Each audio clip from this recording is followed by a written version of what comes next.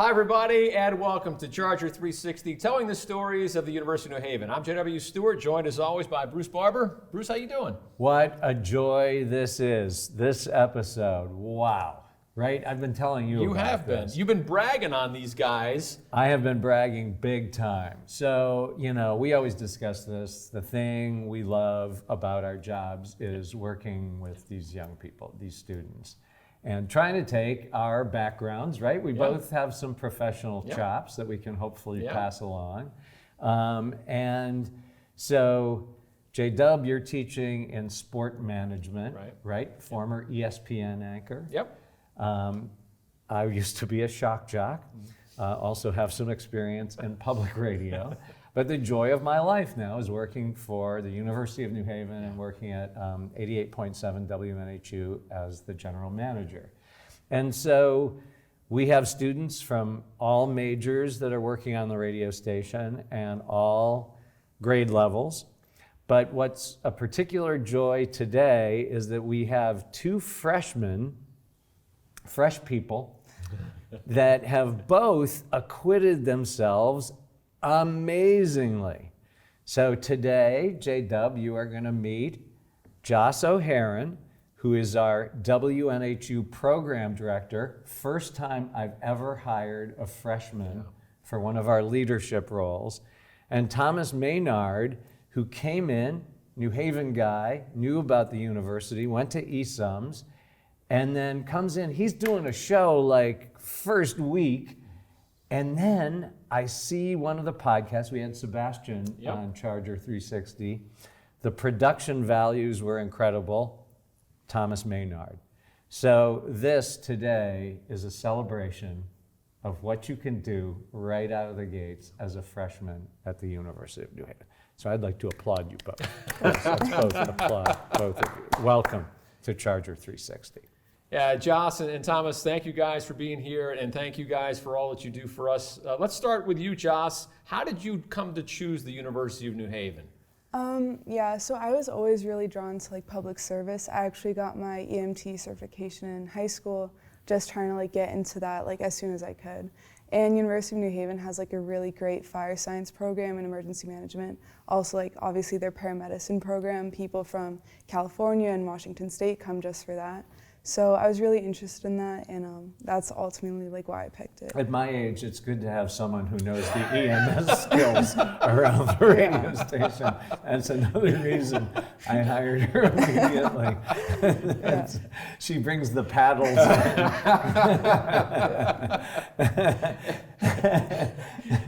Thomas, you, as Bruce said, you're from New Haven, you're familiar with the University of New Haven, but you still made the choice to come here. What was it about UNH that made you want to come and be a student here? Well, at first, UNH was never my first choice. My first choice, being in New Haven with the New Haven Promise, was, even as a kid, I didn't know what I was going to study, but it was go to Southern, New Haven will pay for it, and that'll be that. But then my mother was like, just come to the open house just for fun, see what it's like, whatever. We have free time during the day, just come. And I came to the studio, and that was it. Just seeing the studio space that we're in now was blown away. Hearing what the students have been able to do in their time here was just wow. As a freshman, I can get my hands dirty and really work. And we told the story with Sebastian, the way that you began to produce his podcast. J.W., I think you say it better than Oh, gosh. Let me see. Masala del Deporte. Oh, very nice. Thank you, which is translated more than just sport. So that's about the amount of Spanish I know. And you were walking by the studio one day, or actually it was you had just finished your radio show. No, what happened was Gabby. That's right. She was doing her show, and I was told by JJ, come in early, coordinate how you want to do the switch off. So I came in, was talking to her. She was like, oh, what's your major? Things that students talk about when they meet each other. And she was like, these two guys in here are trying to start a podcast with video, but they have no idea what they're doing. And then it came that through me being a film production student in communications, I can use cameras that the university has. And that's what I use to do the shoots every week. And that's a big story here, right, Joss, that you come in as a freshman and you can start using and we've got some really state-of-the-art equipment across campus. What drew you to the radio station? How did you find your way to Rudin Street? Yeah, so as Bruce knows, and I think Thomas knows, my dad works for iHeartMedia. So like growing up, I was always like, I'm not joining radio. It's so not my path. Like I'm not gonna follow my dad or sister. Like absolutely not. And I got to school and I made a bunch of music industry club like friends and stuff like that. And they ended up going to radio. So I went to radio the first couple of meetings, and I just like fell in love with the environment. I was like, oh my gosh, it's such a fun family environment. And I went to the 24-hour radio marathon, and I did that, and I like got goosebumps the first time I went on air, and I just like fell in love with being on air, and I just went like head first into the water, so to speak. Like I did all of the volunteer opportunities, I like air checked my own shows, like all of that. Wow. Next level, Bruce. Yeah, that's why basically we said, Joss, you have to, take this position. So this semester, second semester freshman year, she's the program director. And it's because, and this is, I know J.W. the same thing, when you have students that come to you and say, I want to do this. So Joss, you were like, Bruce, how can I reach out to local venues and so we can work with them? How can we get bands in here? You've been getting bands coming into the studio. That's the kind of thing that energizes us, right? And Yeah, then absolutely. we try to then take that back to the students. Yeah, the energy kind of feeds both ways, right? We're energetic about passing on our knowledge, but we need the students to meet us halfway at the very least, and it's even better when they're freshmen. As freshmen, I'll start with you, Joss. As freshmen, how important was it for you to get involved right away? Because we see a lot of students, that freshman year, it's tough. It's a tough transition, want to wait a little bit, kind of see how things go, especially with academics and, being away from home. Why did you think it was important to get involved right away? Personally, I put stuff off a lot. So I'm procrastination. I procrastinate all my homework and everything like that, allegedly. Don't quote me. Don't quote me on that. Can't prove it. Yeah, so I knew for me personally, if I didn't just get right into it with the clubs and all that stuff, I would never start. So I'm also part of Bergami Hall Council. I go to Music Industry Club. I go to Audio and Engineering Sound Recording Club, and as well as Radio Club and stuff like that. And because I just really try to put myself out there. So yeah. And Thomas, same question to you. Why was it important for you to get involved right away? Well, for me, it was mostly a jump by my parents at the beginning. And when I came for all the orientations, I couldn't hear the end of, you need to get involved, you need to get involved. And my parents were really worried, as well as I was, that as a commuter, I would just go to class and come home, and that would be the end of it. But it really felt, I guess, like an easier transition for me than most students, because I think all the tools were put in front of me. For example, I'm involved heavily with Charger Bulletin News, and one of my professors had given us that, invitation that it was there. We wanted to join, and then I was like, okay, I'll just scour through the involvement fair, and I saw the radio station. I'm like, okay, I'll do it, see what comes up. And then they were like, freshmen can have radio shows. And I was like, I don't know what I'm going to talk about on the radio. I don't care what I talk about. They can tell me what to say for all I care. I want to get on the radio, and I want to just do it, have fun. And then I'm like, well, I like rock music, so why don't we have that show? Yeah, so tell us a little more about your show, and then Joss, you should talk about your show. It's a Ruby and Red Radio. Yeah. But Thomas, first, the name of your show is? Classic Fusion. And Classic Fusion. Every Friday, 2 to 4 p.m. He's playing the classic rock, Yeah. J.W. All right. And, I'm there. And tell us a little about the show. Well, we play 70s, 80s, and 90s rock and roll. I started this more recently, giving each show sort of a theme. All the music for the show, like last week we did 70s, the week before we did 50s and 60s. So we're kind of giving the show a theme, and then one thing I want to start bringing in more are guests onto my show, and I do have one lined up for my next one. Awesome. And Joss, Ruby and Red Radio. Yeah, so Ruby and Red Radio, it's named after, my middle name is Ruby, after Ruby Tuesday by the Rolling Stones. Yeah, and my co-host, he's from Rhode Island, so something about red in Rhode Island. Yeah, I don't it's really It's know. the state bird, Rhode Yeah. Island red. Oh, Yeah. right. Yes. Okay. Rhode Island native, so I know Okay, this. oh yeah, all right. Yeah, so that was kind of like, our title or whatever. And what we do is we have an Instagram account. And so every week after our show, we'll post like 2 different themes, and our Instagram followers can pick which one they like. And so that's like the theme of the week for that. And it's on Wednesdays from 9 p.m. to 11. Yeah, late night.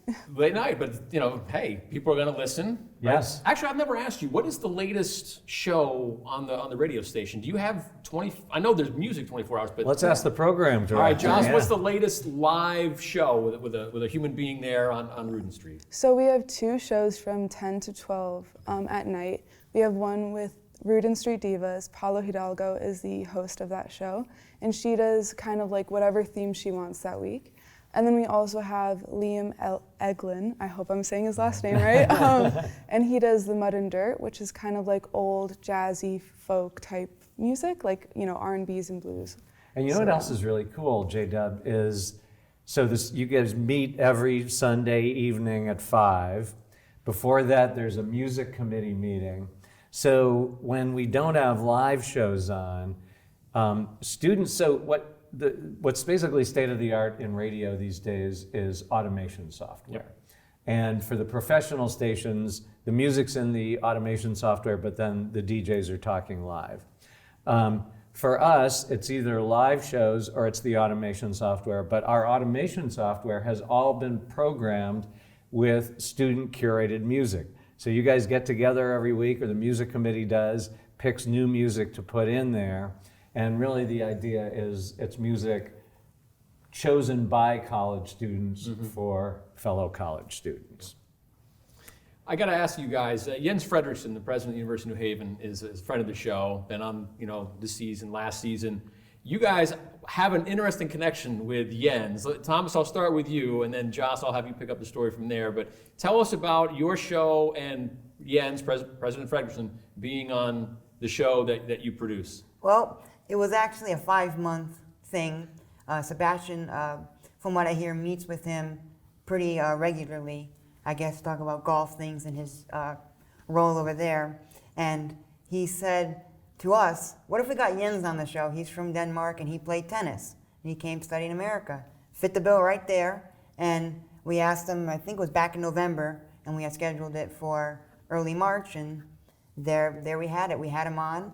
And just the day that we're filming this episode here, the episode came out, and he seemed really excited to have that. And not only for us will it be a good market to tap into, because none of the English episodes that we've made have performed. They haven't performed as well as the Spanish ones. But that's just because of our audience. But the University of New Haven can tap us into a brand new audience.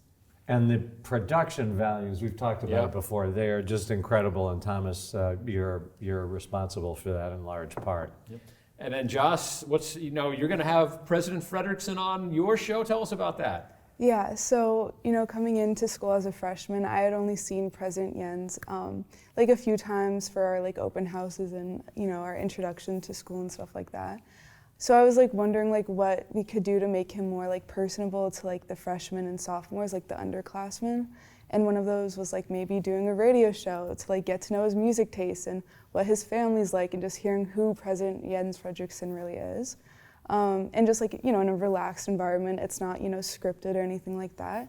And not that he usually is scripted, but No, he is usually unscripted. Yes, very unscripted. He likes it that way. Yes, definitely. yeah. But there's not a camera and bright lights or anything like that. It's just him, whoever the producer for the show is going to be, and just him yapping pretty much for an hour or so. That's going to be awesome. Yeah, it's going to be great. But Yeah. again, that shows how much President Fredrickson cares about doing stuff with the 100%. students, especially student media, and it's great that you guys have been involved here as freshmen. Last question for you guys, and I'll start with you, Joss.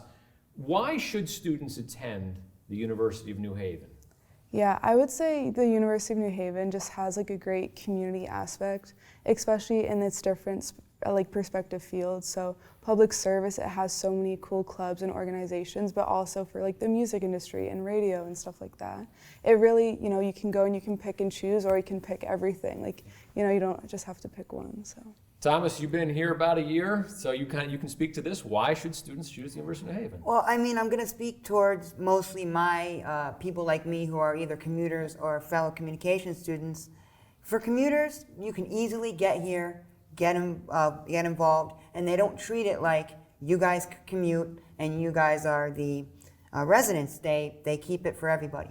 Everybody's involved. Yes, commuters have their own things and residents have their things. It's always going to happen, but they have their own, everything's together. And then for communication students, it's not like, oh, go take 2 years of general education courses and then go take all your film courses. They really try to hammer in, get the film courses done. Because at least in my case, I've only taken maybe 1 or 2 general courses and the rest being my film courses, which I've enjoyed immensely. And Thomas has made a very wise decision for fall of 2025. He will be doing an independent study of yours truly. I've heard this is an easy A. Yes, you can mark that A on your transcript now, Thomas. No problem. Well, Joss and Thomas, thank you very much. Not only are they stars in the making, Bruce, they are stars right now as freshmen, which is really incredible. Yes, definitely. The future is now. Yep. J.W. We are grateful that you guys are here at the University of New Haven. Joss O'Hare and Thomas Maynard, freshmen involved with our radio station and so much other here at UNH. Thanks for being on Charger 360. Thank you. Thank you. Just that easy, folks. As we say all the time at the end of the show, all you got to do is email us. It was pretty easy to get his ear. So bbarber@newhaven.edu or jstewart@newhaven.edu if you're interested in being a guest on the show. For Joss and for Thomas and for Bruce, I'm J.W. Thanks very much for watching Charger 360, telling the stories at the University of New Haven. We'll see you next time, everybody.